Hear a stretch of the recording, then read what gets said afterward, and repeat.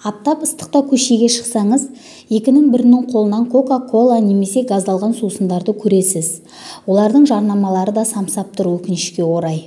Өкінішке орай дейтін себебім, газдалған сулардың ағзаға тигізер зиянында.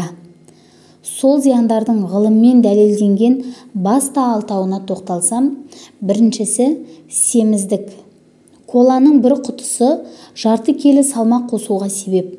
Яғни газдалған сусындарды жиі пайдалану семіздікке душар етеді. Екінші, тістеріңізді құртады. Газдалған сусындардың құрамындағы көп мөлшердегі қант пен қышқылдар тістің эмалін бұзады. Әрі қарай басқада тіс аурулары пайда болатын болады. Үшінші, бүйрекке де зиян. Газды сусындардың құрамында фосфор қышқылы өте көп. Ол бүйрекке тас жиналуға себепкер. Төртіншіден, жүрек қан тамырлары жүйесі аурулары. Бір құты газды тәтті сусын инфаркттың пайда болу қаупін 20%-ға арттырады. Сондай-ақ жүрек жұмысына, қан қысымына кері әсерін тигізеді.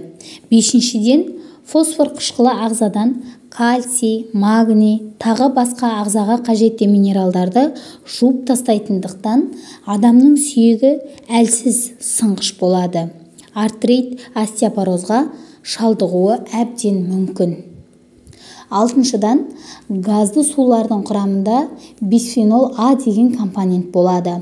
Ол обыр ауруларының пайда болуына басты себепші. Сонымен қатар репродуктивті функцияның бұзылуына апарып соғатын болады.